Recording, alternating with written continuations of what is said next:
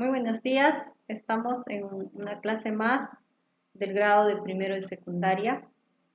Vamos a comenzar con nuestra clase del día de hoy, 29 de abril. Y como lo dije el día lunes, si no mal recuerdo, vamos a hacer un repaso de todas las clases que hemos realizado. ¿Esto para qué? ¿Cuál es el fin? El fin es que ustedes puedan recordar todas las clases y a las finales puedan dar un examen o una evaluación retroalimentadora de todos los temas que nosotros hemos tratado. Ahora, como hace algunas clases ya pasaron bastantes semanas, entonces como para poder recordarles y refrescar todas estas informaciones que se les ha dado, entonces es que ustedes van a hacer este repaso junto conmigo. Lo primero que tú tienes que hacer el día de hoy, y esto es algo que de repente no todos lo han hecho, es ir a la página de Cubicol y ahí vas a descargar un ítem que dice clase, repaso de la unidad 2, dice así, ¿no? Repaso de la unidad 2. ¿Por qué vas a ir y vas a descargar este material didáctico en Cubicol? Porque este material solamente aparece en el libro del docente y no en sus libros de actividades. Por lo tanto, el 100% de las clases de primero A y primero B tienen que ir a la página de Cubicol y descargar esta ficha que dice repaso de la unidad 2. ¿Okay? Mientras yo voy a estar explicando la clase, tú vas a ir a Cubicol, vas a buscar este material y lo vas a descargar. Lo puedes hacer de tres maneras, escúchame bien. Lo puedes hacer virtualmente, ir copiando, hay maneras. También lo puedes imprimir y copiarlo, copiar las respuestas con tu lápiz o lapicero. O también la tercera modalidad es que tú puedes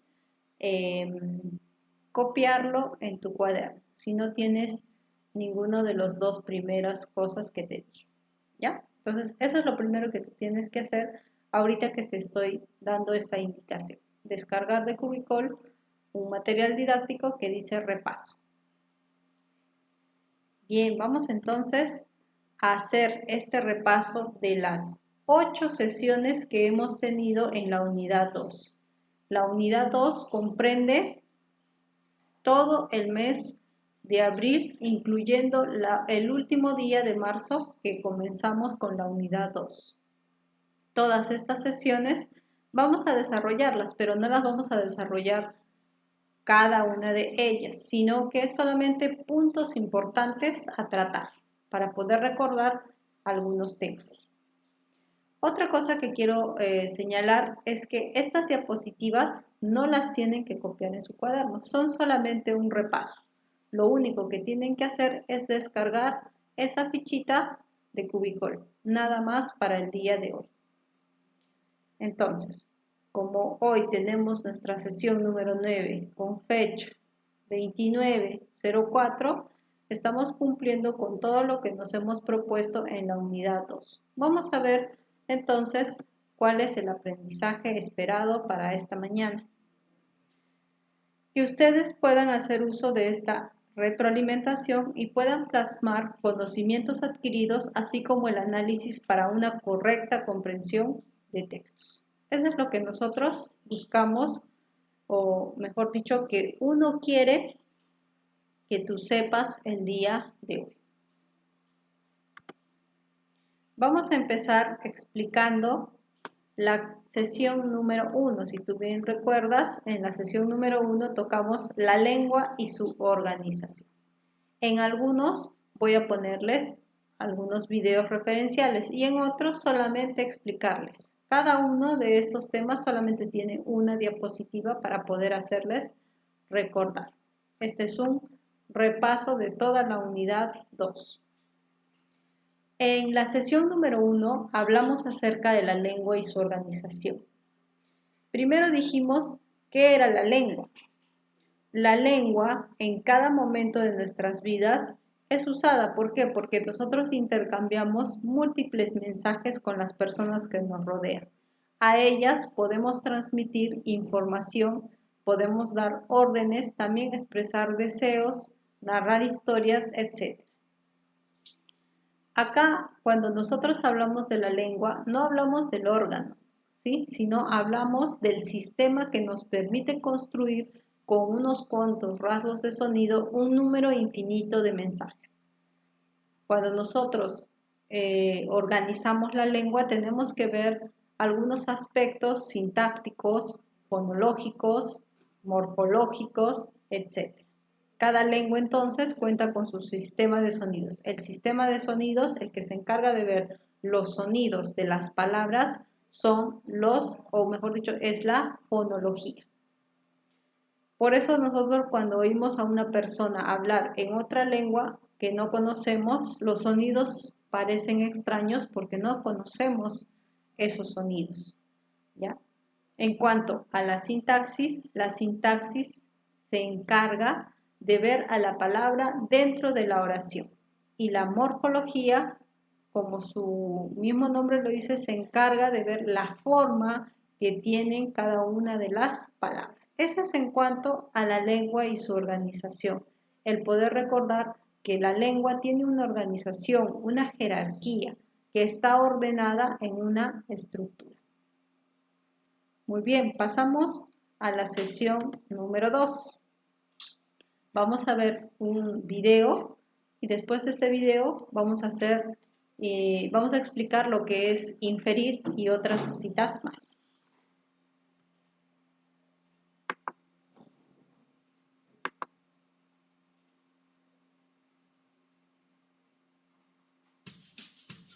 Las inferencias en la lectura.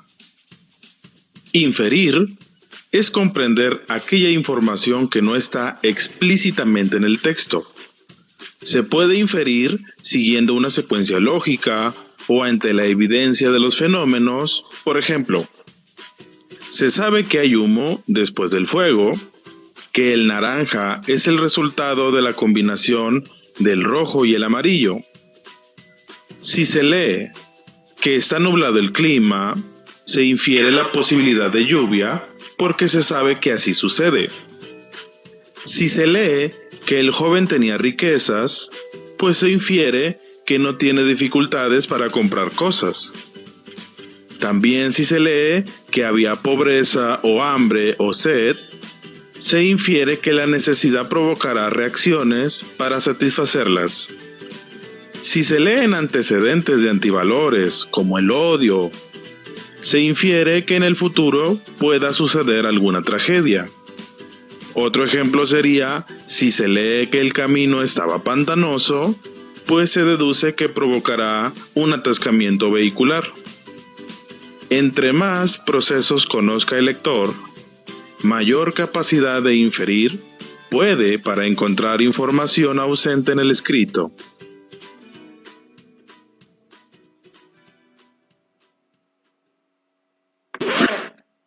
Entonces, cuando nosotros vemos aquí que la inferencia viene a ser el llegar a una conclusión después de analizar un texto, una imagen o alguna situación comunicativa.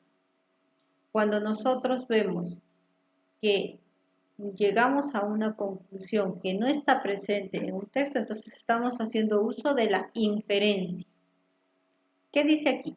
¿Qué es inferir? Inferir el significado de palabras desconocidas constituye una de las variables que más influye en la comprensión de lectura.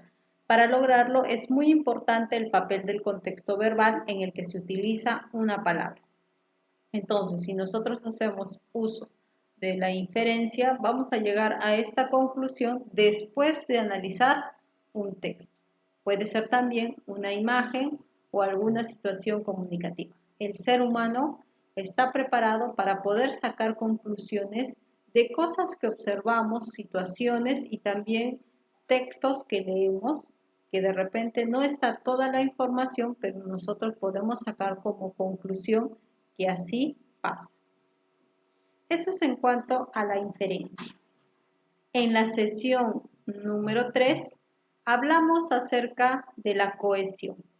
Más directamente hablamos de la anáfora y la catáfora. Y eso es también lo que vamos a recordar con este video.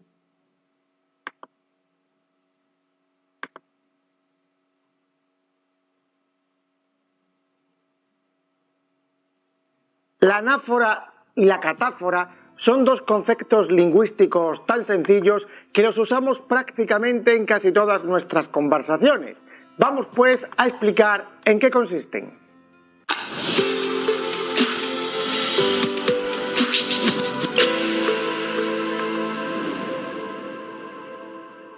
Cuando estudiamos los textos en lengua, hablamos de procedimientos de cohesión que se usan para unir las oraciones de un texto y que son los que nos ayudan a darle orden y coherencia.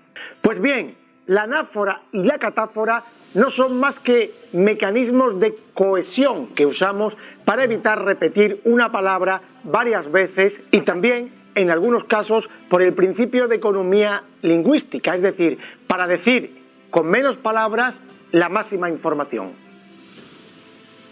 Así, la anáfora se define como un término que hace referencia a una parte anterior del discurso. Y la catáfora es al contrario, la anticipación de lo que va a venir en el discurso. Pero la mejor forma de entender esto es con ejemplos. En la oración, Juan es puntual, pero él llegará hoy tarde, vemos que él, en la segunda proposición, se está refiriendo a Juan, pero en vez de decir Juan, usamos el pronombre él. Pues esto tan simple es una anáfora, la sustitución de este nombre por un pronombre, de un nombre que ha aparecido anteriormente. Otro ejemplo, Luisa y Carlos fueron a la fiesta y allí los detuvieron. Aquí observamos que los actúa como una anáfora, pues sustituye a Luisa y Carlos. A la par, también encontramos el adverbio allí, que también es una anáfora, porque está sustituyendo a fiesta y está después de haberlos nombrado. La anáfora se forma porque sustituimos con diferentes palabras, generalmente nombres y adverbios, lo que ya hemos dicho, para evitar la repetición y hacer el lenguaje más rico. Veamos ahora ejemplos de catáfora. Le dije a María que iríamos a la playa. Aquí observamos que el le está sustituyendo a María. Ese le se refiere a ella, la está anticipando. Eso tan simple es una catáfora. Veamos otra. Confesó todo, el hurto, el rapto y el crimen. Aquí podemos observar que todo está anticipando y se refiere a el hurto, el rapto y el crimen. Por último, hay que decir que existe una figura literaria que se llama también anáfora y que en muchas ocasiones los alumnos... Ok, entonces con respecto a la anáfora y la catáfora, cuando nosotros vemos aquí que estos recursos son empleados para, ¿qué dice? Para poder economizar y evitar repeticiones en el texto. Por eso se utilizan la anáfora y la catáfora. Todos estos mecanismos de cohesión tienen un propósito, ¿sí? El poder también decir más cosas utilizando menos palabras. Un texto es como un tejido en el que todos sus elementos se vinculan entre sí. Podemos decir entonces que la referencia es una forma de relacionar las ideas de un texto. Unas palabras aluden o se refieren a otras para mantener el hilo de la información y ayudan a evitar repeticiones de términos que hacen que un texto sea redundante y poco interesante. Los mecanismos de referencia tenemos aquí a la anáfora y la catáfora, que estos le van a dar cohesión al texto. como lo explicamos en el video, la anáfora se refiere a algo que ya se ha dicho. En cambio, la catáfora se refiere a algo que recién se va a decir. Todo esto, especialmente la anáfora, utilizando pronombres y también adverbios. ¿Ya? Entonces, si nosotros hacemos uso de la anáfora y la catáfora, es para poder economizar y que nuestro texto tenga más cohesión. Pasamos a la siguiente sesión. Es el tema y los subtemas. Esta clase, que es también bastante sencilla, habla acerca de lo que es el tema y los subtemas. ¿Qué es un tema? Un tema es el asunto del cual se habla en el texto. Generalmente se reconoce con la pregunta ¿de qué trata el texto? Ahora, el tema tiene algunas características, entre ellas, por ejemplo, que se expresa a través de una frase nominal. Es decir, aquí nosotros podemos ver que no es una oración completa. El tema solamente es una frase nominal. También no afirma ni niega nada. Y también podemos decir que sintetiza de forma global lo que dice todo el texto. Algunas veces podemos decir que el tema es el título, pero no siempre es el título. A veces el tema se encuentra en el primer párrafo del texto. En cuanto a los subtemas, tenemos que decir que los subtemas son enunciados que van a resumir solo una parte del texto. Podemos decir que resumen pequeños párrafos. Dentro de sus características también se expresan a través de frases nominales, no como oraciones. También expresan diferentes aspectos de un tema. ¿Por qué? Porque trata dentro de cada párrafo de qué trata cada párrafo con su subtema. También agrupa un conjunto de ideas principales y secundarias sobre el tema. Ya de acá podemos sacar en el texto después nuestra idea principal y nuestra idea secundaria. Entonces, si nosotros queremos saber cuál es el tema de un texto, tenemos que hacernos la pregunta, ¿de qué trata el texto? Y si queremos saber los subtemas, entonces tendríamos que decir de qué trata cada párrafo para poder englobarlo y luego poder sacar una idea principal y las ideas secundarias. Pasamos a la siguiente. Nosotros también hablamos del texto expositivo y vamos a ver este video para poder recordar.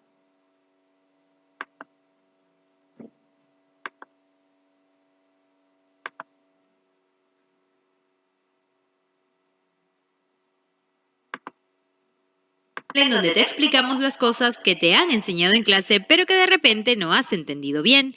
El día de hoy hablaremos sobre los tipos de texto y en específico el texto expositivo. ¿Qué es el texto expositivo? ¿Cuáles son sus tipos? ¿Cuál es su estructura? Y todo eso lo vamos a decir el día de hoy. Entonces, el contenido de este video es el siguiente. Primero hablaremos sobre el concepto del texto expositivo, luego sobre las características de este. Después vamos a hablar sobre su estructura y finalmente vamos a hablar sobre los tipos de texto expositivo. Empecemos. ¿Qué es el texto expositivo? Es un texto que expresa conceptos, ideas o hechos de manera objetiva con el objetivo de informar. No refleja pensamientos, ni ideas, ni opiniones del autor. Entonces, solamente informa cosas concretas, cosas objetivas, cosas que se pueden comprobar. Se usa para divulgar conceptos o ideas de interés científico, académico o etc. Se usa o se escribe en tercera persona. Y su información se basa en datos que se pueden corroborar. A diferencia de otros textos, como por ejemplo el argumentativo, este tipo de textos busca comunicar, informar y divulgar, no busca convencer ni argumentar. Ejemplos de texto expositivo son los libros de texto, los manuales de estudio, los artículos periodísticos sobre ciencia, entradas de diccionarios, etc. Ahora hablemos sobre las características del texto expositivo. En primer lugar, el contenido de este tipo de texto se muestra en forma jerarquizada para favorecer la comprensión. Entonces, como dijimos antes, el objetivo de este tipo de textos es que el lector entienda la explicación que le estamos dando acerca de un determinado tema. Y para que esto suceda, la información tiene que estar bien organizada y jerarquizada, de lo más general a lo más específico, o por lo menos tiene que tener un orden que pueda ser seguido sin dificultad. Entonces, esto de aquí es muy importante en un texto expositivo. Se basan principalmente en la información. Entonces, no estamos hablando de opinión, no estamos hablando de argumentación, ni estamos hablando de ficción, sino que estamos hablando de información concreta y corroborable. Y también tenemos que decir que son textos formales, se escriben de forma formal en tercera persona. ¿Cuál es su estructura? Su estructura general es la siguiente. Primero hay una introducción, que es la primera parte del texto expositivo. Aquí vamos a definir, a determinar el tema a tratar. Vamos a presentar este tema. ¿De qué vamos a hablar a lo largo de todo el texto? Se trata el tema de manera sencilla y práctica, dando un alcance general y también enganchando al lector. Luego sigue el desarrollo. En el desarrollo las ideas se presentan de manera ordenada, clara y coherente. Sí, como dijimos en la diapositiva anterior, jerarquizada. Debe seguir un orden lógico de manera que el lector pueda entender lo que nosotros estamos intentando explicar. Y finalmente tenemos la conclusión. Aquí se sintetizan todas las ideas que se han tratado y se lanzan las conclusiones a las que se han llegado. A veces también se pueden dar sugerencias de acuerdo al tema que estemos tratando. Ok, entonces, nosotros hemos podido desarrollar en cuanto al texto expositivo una exposición que ahora ya me lo están haciendo llegar. El texto expositivo de estructura enumerativa tiene las siguientes partes, como dijo en el video, la introducción, el desarrollo y el cierre. En la introducción se van a presentar los temas. En este caso, nosotros hicimos el tema el COVID 2019 o 19, en la que vamos a presentar acá el tema. ¿Sí? El tema. En el desarrollo lo que hicimos fue organizar la información en subtemas y pudiendo poner los síntomas, el tratamiento, la prevención y las estadísticas que han ido cambiando a lo largo de todo este tiempo. Por último, tuviste que hacer un cierre o una conclusión de las ideas que tú ya habías expuesto. Ahora, el texto expositivo también tiene un estilo. Este estilo es objetivo, es decir, no tiene valoraciones personales ni opiniones. También tiene un registro formal, es decir, se tiene que hablar correctamente con palabras formales, ¿sí? Y por último, tenemos un lenguaje claro. Tiene que tener este texto un lenguaje claro. Cosa que a la hora de exponer, porque el texto expositivo se encarga de informar, uno pueda entender con toda facilidad el tema que tú quieres exponer. Ahora, este tema tiene que ser también de interés, es decir, tiene que ser actual, ¿sí? Y eso es lo que hemos desarrollado a lo largo de 2 clases en cuanto al texto expositivo y los textos para poder exponer, ¿no? De lo que es el COVID-19.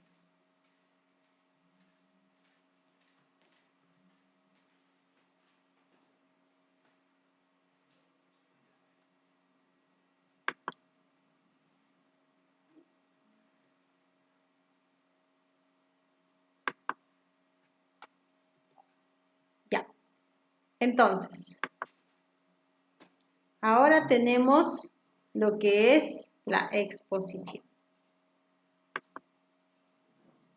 Cuando vimos acerca de la exposición, dijimos que la exposición vendría a ser la presentación de información ante un público acerca de un tema de interés general que ha sido establecido e investigado previamente. Cuando tú has hecho tu exposición, lo primero que has tenido que hacer es investigar lo que vas a exponer.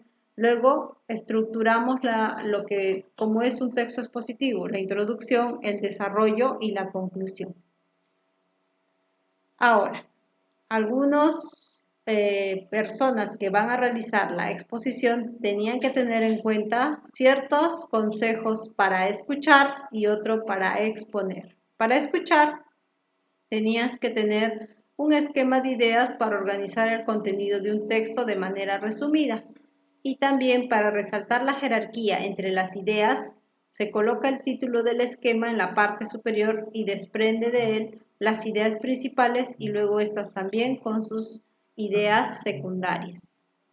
Ahora, si tú vas a exponer, y yo supongo que tú también has hecho uso de estos consejos, es acerca de la postura corporal que tienes que tener a la hora de hablar. Tiene que ser erguida y también relajada. Ahora, esta exposición también tiene que tener un orden y también claridad y dinamismo. Esta es una característica básica de toda exposición. Y bueno, el día lunes tuvimos nuestra clase última, que fue la sesión número 8, en cuanto a los medios de comunicación. Y con eso es que vamos a culminar este pequeño repaso de todo lo que hemos realizado en el mes.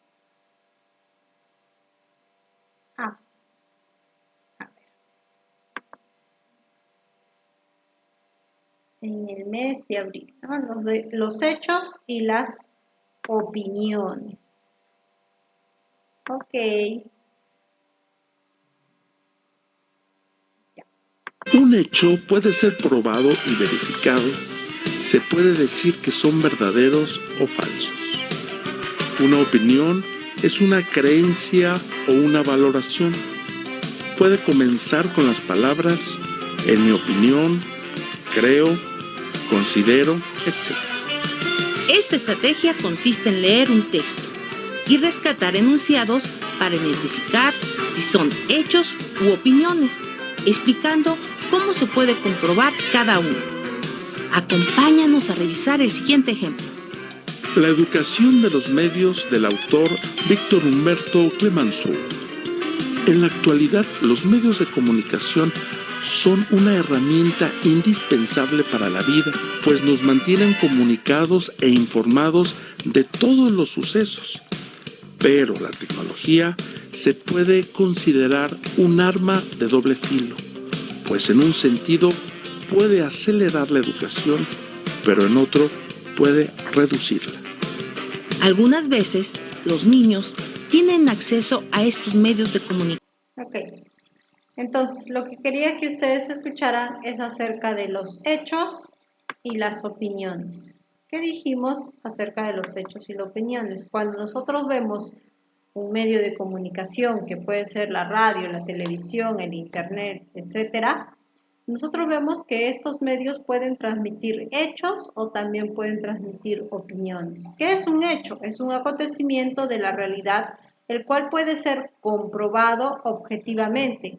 Los hechos pueden ser probados, es decir, pueden ser sometidos a criterios de verdad que pueden ser falsos o también pueden ser verdaderos.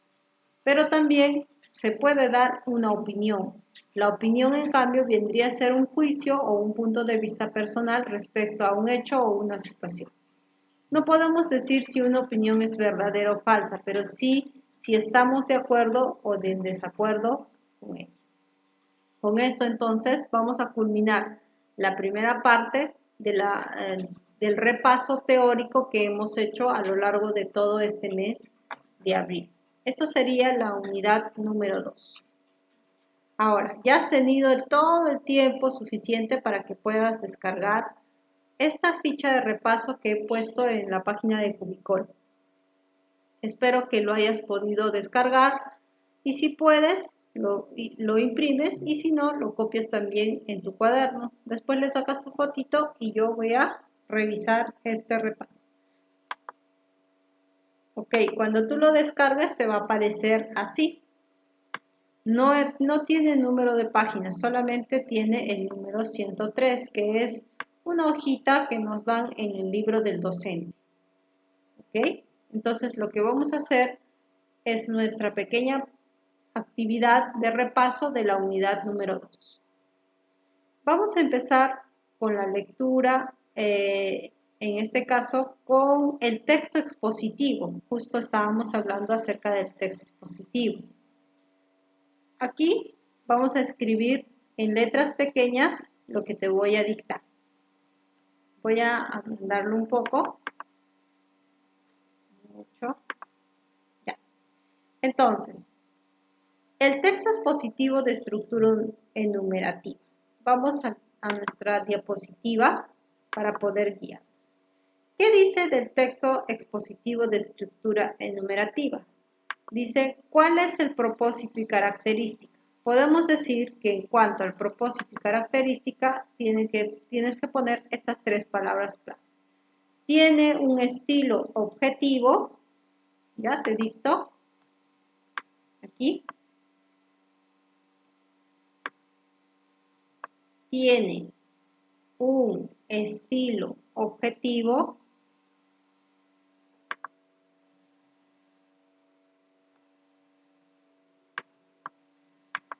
Luego, tiene un registro formal y un lenguaje claro, ¿ya? Estilo objetivo, registro formal y lenguaje claro. Y lenguaje claro. Vuelvo a repetir, aquí en esta parte pones, aunque sea entre guiones, ¿sí? Pones lo siguiente, estilo objetivo, registro formal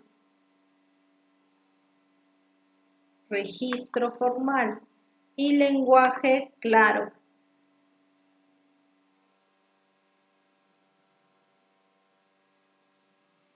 En cuanto a la estructura, tenemos aquí las tres partes, introducción, desarrollo y cierre. Vamos a poner introducción, desarrollo y cierre.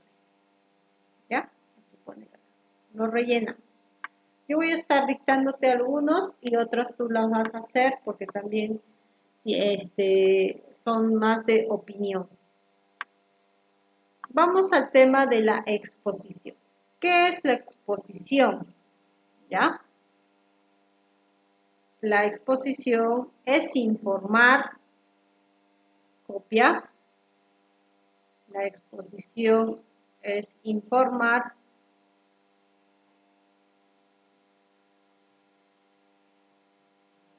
La exposición es informar, como dice aquí en la diapositiva, es informar a un público acerca de un tema de interés. Es informar a un público acerca de un tema de interés. Copia ahí, acerca de un tema de interés. Algunas pautas, dice, al exponer. ¿Qué dice al exponer? Ver qué cosa, nuestra postura corporal, nuestro orden, claridad y dinamismo, ¿ya? Entonces, al exponer hay que ver nuestra postura corporal, postura corporal, tener en cuenta eso. Y lo otro, que sea claro, y también que tenga orden, ¿ya? Que sea claro y que tenga orden. Si no te alcanza, entonces puedes hacerlo más chiquito o si no te puede salir un poquito, ¿ya? Ahora, al escuchar. ¿Qué dice al escuchar? Es bueno que uno utilice esquema de ideas. Entonces, al escuchar, utilizar esquema de ideas. Ahí pones eso. Utilizar esquema de ideas. Muy bien, ahora vamos a ir al punto número 2. Reconoce el tema del siguiente texto. Muy bien, yo voy a hacer la lectura de este texto y tú, esto vas a trabajar solo. Vas a hacerte la pregunta, ¿de qué trata el texto? Y vas a poner el tema. Dice, todos los seres vivos, desde los más pequeños hasta los de mayor tamaño, presentan diferentes niveles de organización, con diversos grados de complejidad estructural. Uno de los niveles inferiores corresponde a los compuestos químicos. Todos los seres vivos están formados por compuestos químicos, exclusivos y complejos. Por el contrario, los elementos inertes están constituidos por compuestos químicos sencillos. Los compuestos químicos de los seres vivos forman estructuras celulares. Estas a su vez se unen formando células. Entonces, te vas a hacer la pregunta, ¿de qué trata el texto? Y vas a poner aquí en estas líneas, esa respuesta, el tema del texto. Ya sabes que después de esta clase tienes unos minutos adicionales para que tú puedas terminar este repaso o esta actividad con calma, ¿ya? A veces yo ya me voy al otro ejercicio, pero tú vas a tener tu tiempo para poder hacer. Ejercicio número 3. Lee el siguiente texto y resuelve las actividades. Bien. Una vida resumida en una idea. El filósofo griego Sócrates dedicó toda su vida al estudio del ser humano y del pensamiento, pero si algo resulta relevante en su extraordinario aporte a la cultura occidental, es su idea máxima recogida en una sola frase: solo sé que nada sé. Es una frase que hoy podemos leer en los libros de filosofía, pero muchas personas la citan en sus conversaciones, aunque no hayan leído nunca tratados de filosofía o incluso aunque no sepan que lo dijo el célebre pensador griego. Las llamadas frases célebres son aquellas que reflejan en muy pocas palabras una idea muy importante y a veces la idea principal de cuantas ha generado su autor o autora.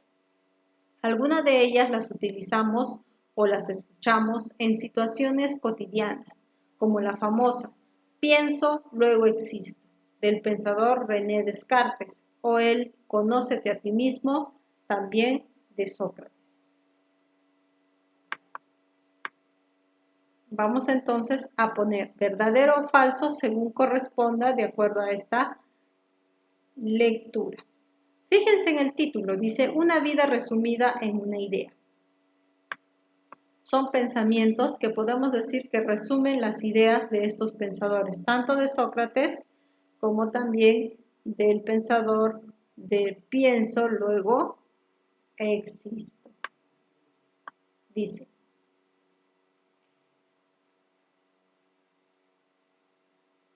filos es la raíz de las palabras filosofía y filósofo. Tienen las mismas palabras. Este tema tiene que ver con la primera clase que tuvimos. La primera clase que tuvimos fue la de la lengua y su organización. Como les dije hace un momento, las palabras tienen una organización de sonidos, de eso se encarga la fonología, de sus formas, de eso se encarga la morfología, y de la unión de estas palabras en las oraciones, que de eso se encarga la sintaxis. Entonces, esta palabra tiene una raíz, la palabra filosofía y filósofo, tiene la misma raíz. Está diciendo si eso es verdadero o es falso. Entonces acá vas a poner tanto filo, que es amor, y sofos, que es sabiduría. Entonces, sí tienen la misma raíz. Provienen de la raíz filos. ¿Ya? Entonces aquí le vamos a poner verdadero. Sí tienen la misma raíz. Vamos a la siguiente. El filósofo griego Sócrates es un sintagma que cumple la función de sujeto. Primero tú tienes que saber que la palabra sintagma es un grupo de palabras que tiene como núcleo o un sustantivo o un verbo. Entonces está diciendo, este sintagma cumple la función de sujeto, el filósofo griego Sócrates. Si este grupo de palabras tiene como núcleo un sustantivo, entonces sí cumpliría la función de sujeto. Busquemos el sustantivo. ¿Cuál será el sustantivo? ¿Filósofo, griego o Sócrates? En este caso, ¿de quién se está hablando? Si tenemos que hacernos la pregunta. Se está hablando de Sócrates. Y Sócrates es un nombre propio. Por lo tanto, sí es un sintagma de función sujeto. Verdadero.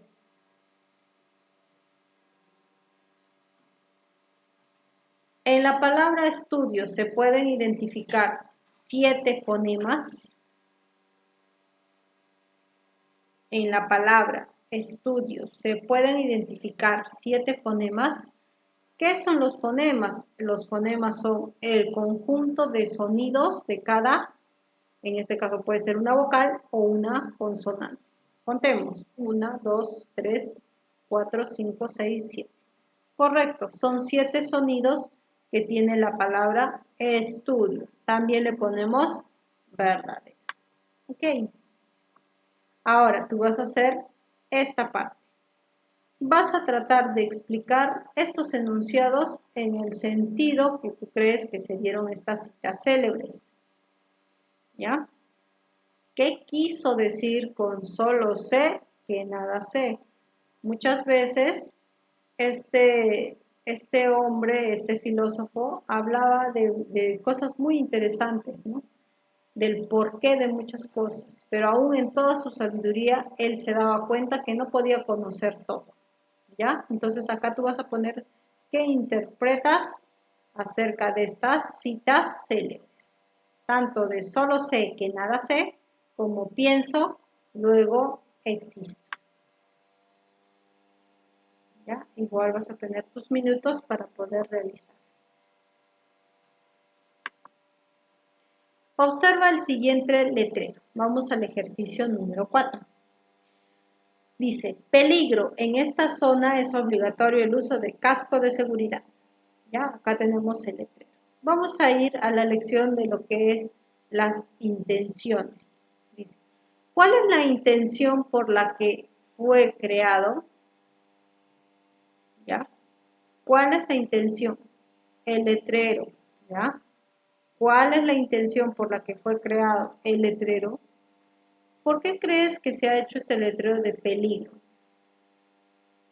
¿Será porque de repente es una zona en la que ha habido algunos accidentes? Entonces vamos a sacar como un indicio o una conclusión de algo que no está en el texto. Y eso tiene que ver con la inferencia. ¿Sí? ¿Qué dijimos de la inferencia? Es llegar a una conclusión después de analizar un texto. También puede ser una imagen o una situación comunicativa. Aquí está la imagen.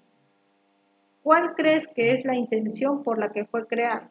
Para poder cuidar a la persona del peligro. ¿Ya? Pones ahí. Para poder cuidar a las personas de peligros. Listo. ¿Cuál será el efecto que cause en el receptor? ¿Cuál será el efecto? Entonces, el efecto será que la persona se cuide, ¿no? Haga caso, obedezca de la intención de este letrero. ¿Sí? Que él se ponga el casco. Ese será el efecto. Entonces pones ahí que se coloque el casco de seguridad. Ejercicio número 5. Infiere y escribe el significado de las palabras destacadas según el contexto de cada oración. Dice, don Leoncio no se amilanó con la advertencia. Este hombre no le temía a nadie. Vamos a seguir con la inferencia, con el tema de la inferencia. Vamos a sacar como conclusión qué quiere decir la palabra amilanó. ¿Dónde? Centrándonos en lo que sigue.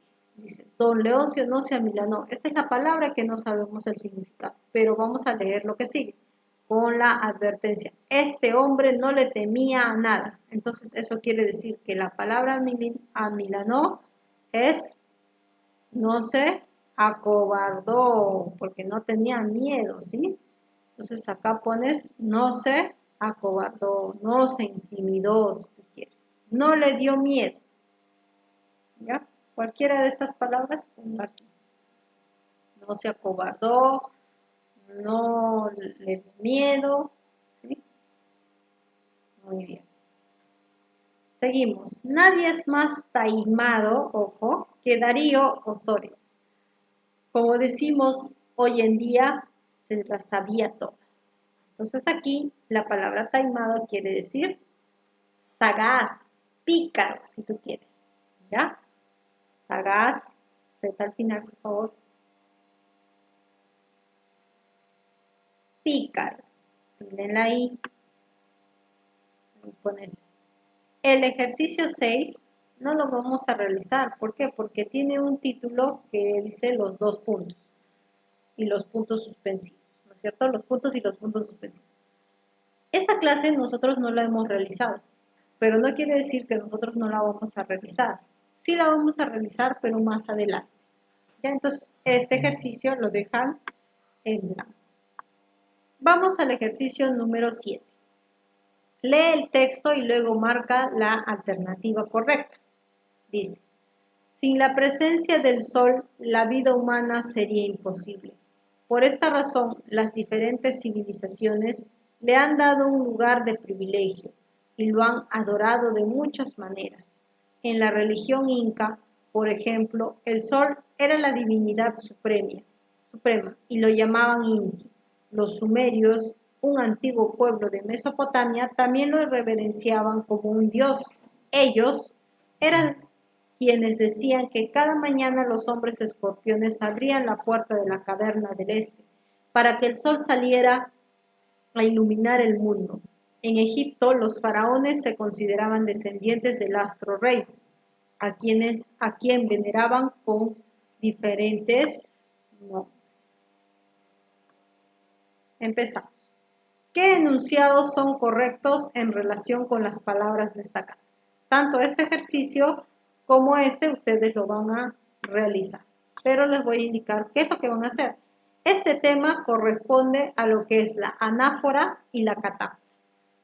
Si tú más aquí recuerdas, dijimos que la anáfora se refiere a algo que ya se ha dicho, mientras que la catáfora se refiere a algo que recién se va a decir. Entonces, ¿qué enunciados son correctos en relación con las palabras destacadas? Vamos a leer. Le se refiere a sol. A ver, vamos a ver.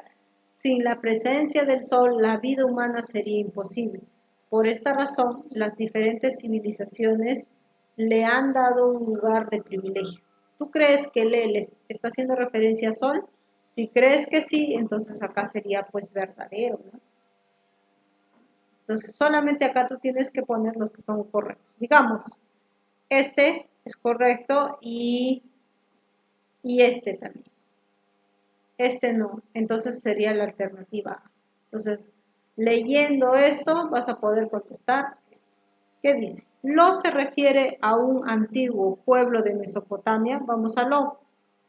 Dice, un antiguo pueblo de Mesopotamia también lo referenciaba. Acá creo que no está hablando del pueblo de Mesopotamia, yo creo que está haciendo alusión al sol. Así que acá te puedes dar cuenta que puede ser falso. Y así sucesivamente vas a ir leyendo esto y luego marcarás la respuesta que tú crees correcta. Para terminar, vas a escribir un hecho actual, es decir, algo que está pasando en la actualidad dentro de los medios de comunicación y vas a dar el hecho, vas a escribir lo que está sucediendo y luego vas a opinar sobre él. Este tema hace referencia a la última clase que hemos tenido el día lunes de lo que es el hecho y la opinión. En el hecho vas a narrar el acontecimiento tal y como se presenta y en la opinión vas a dar tu punto de vista personal. Entonces escribes una noticia aquí tal y como se presenta y luego después das tu opinión sobre esa noticia. Ok, entonces, después de haber terminado este repaso, ¿no es cierto que ha quedado algunos en blanco, que recién tú lo vas a poner, vas a terminarlo? Entonces vas a utilizar estos minutos que quedan para poder terminar lo que te falta. Cuando tú termines, me mandas la fotografía a mi correo institucional o tal vez a Cubicol y lo voy a recepcionar hasta el día de mañana. Muy bien.